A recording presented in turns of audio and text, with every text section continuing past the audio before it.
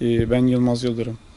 Azem ve Ata'nın babasıyım. SMA tip 1 kas hastası evladım var. Oğlumuz 6 aylık. İzmir Konak bebeği. 10 günlükken topuk kanından çıkan örnek de SMA tanısı konuldu. Doğrulama kanına gitmesi yani toplam bir ay içerisinde netleşti her şey. Bir ay sonra biz tabi olayın şokunu atlatmamız biraz uzun sürdü. Bir ay sonra direkt kampanyayı başlatmak için valiye başvurularımızı yaptık. Hastane raporlarımızı teslim aldık. Kampanyamız başlayalı 1,5 ay oldu. Şu an kampanyamız %4'te. Hastalık sürecinde en büyük zorluklar zaten psikolojik bir zorluk çekiyorsunuz. İster istemez bir evladımız daha var. Onun da hayatını etkiledi bu. En büyük zorluklardan bir tanesi ilk tedavi dozunu almasıydı. Çünkü alışkın olmadığımız bir durum. Türkiye'de yapılan spinraza tedavisi var. Belinden uygulanan bir tedavi. O tedavide çok zorlandık. İlk günler bizi bayağı yıprattı, zorladı. Ama zamanla insan alışıyor. 4 dozunu aldıktan sonra çok şükür 5. dozunu tam 8 aylıkken alacak. 2 aydır doza gitmiyoruz. 2 ay sonra tekrar bir dozumuz daha var. Bizi zorlayan süreç bu. Ve bir de kampanyanın ilerleme seyri.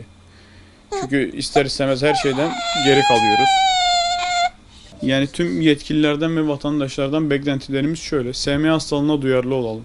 Bebekler ölmesin. Bizim burada tek mücadelemiz evladımızı yaşatabilmek. Evladımızı hayata tutundurabilmek. Evladımız için bu zorluklara katlanıyoruz. Yani şu an tek amacımız evladımızın bir an önce sağlığına kavuşması, herhangi bir kas kaybı yaşamadan Dubai'de tedavisini alması. Abisiyle beraber sağlıklı bir hayat sunması. Eklemek istediğim şöyle, arkadaşlar SMA hastalığını görenler, duyanlar, bilmeyenler var. Bilinçli olalım. SMA hastalığına karşı çok bilinçli olmanızı istiyoruz. SMA hastalığı gerçekten zor ve sinsi bir hastalık. Bebekleri hayattan koparan bir hastalık. SMA hastalığına karşı duyarlı olalım, bilinçli olalım. Elinizden geldiği kadar yardımlarınızı esirgemeyin. Çok önemli ve çok ciddi bir hastalık. Her an çocuklarda kas kaybı yapabiliyor. Ve önemli olan hayati organlarındaki kayıplar. Çocukları hayattan koparabiliyor. Çocuklar ölmesin diye elinizden geleni yapmanızı istiyoruz. Benim adım Atahan. Kardeşimin iyileşmesini istiyorum. Onu seviyorum çünkü. Onunla oyunlar oynamak istiyorum. Çok zorlu bir süreçten geçiyoruz öncelikle. Bu zorlu süreçte herkesin desteğini istiyorum. Bir anne olarak 2 evladıma yetişmeye çalışıyorum. Biliyorum bugünler geride kalacak. Biz çok umutluyuz. Ama birilerinin gerçekten bizim sesimizi duyması gerekiyor. Azem şu anda çok şükür sağlıklı. Bir kas kaybımız yok. Haftanın 4 günü fizik tedavi görüyor. Özel bir fizyoterapist eşliğinde fizik tedavi görüyor. O yüzden iyi gidiyor. Yani biz onu iyi görüyoruz.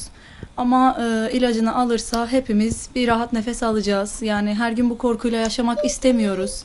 Her sabah uyandığımızda Azem'de bir kas kaybı olacak mı korkusu bizi günden güne eritiyor. Onun için çok üzülüyoruz. Diğer evladımız için de ayakta durmamız gerekiyor. Bu şekilde evladım iyileşsin istiyorum. Elimizden tutulsun istiyorum. Herkes birbirine oğlumuzu duyursun istiyorum. Bu süreçte destek bekliyoruz sadece. Teşekkür ederim.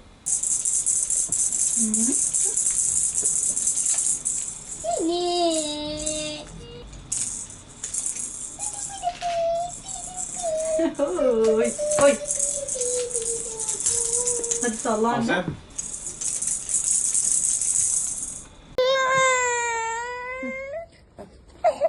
Omurgu burada. İlk yanına koydum parmaklarımı. Kollarımın altına da elimi geçirdim.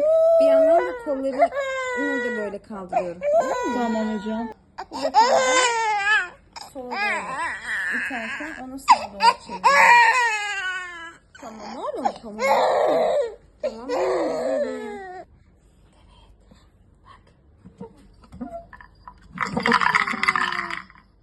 Hadi sen yap.